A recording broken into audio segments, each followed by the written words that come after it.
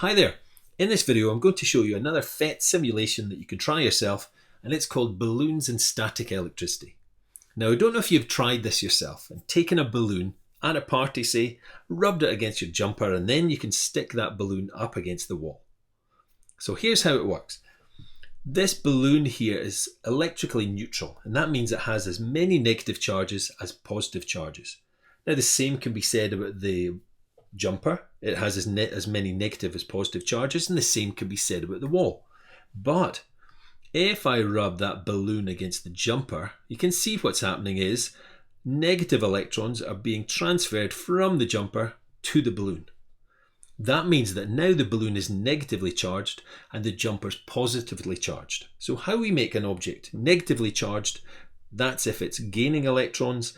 How something becomes positively charged is if it loses electrons. If I then let that balloon go, it can be attracted to the jumper.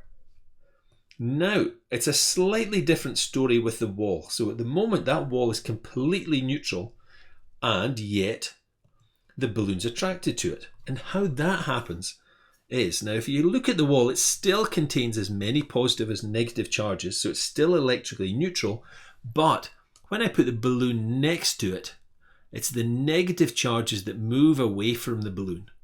So the negative charges within the wall are repelled by the negatively charged balloon, and they move to the right-hand side of the wall, which means that the right-hand side of the wall is negatively charged and the left is positively charged, even though overall the wall is neutral. And therefore there's a force of attraction between the negatively charged balloon and this left-hand side of the wall. Now let's try another experiment with two balloons. I'm going to click reset balloons. I'm going to pick up, so by rubbing the yellow balloon on the jumper, that basically is going to pick up a negative charge. I'm going to do exactly the same thing with the green balloon, and you know what I'll do? I'll get rid of that wall. And what I can now do is if I pick up that yellow balloon, you can see that both of these balloons have picked up negative charges from the jumper, and negatively charged objects repel each other.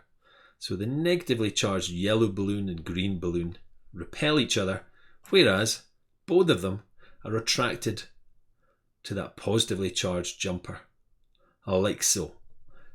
Give this a go yourself. It's actually, I don't know if you know this, but it's the same physics behind how laser printers work and photocopiers work.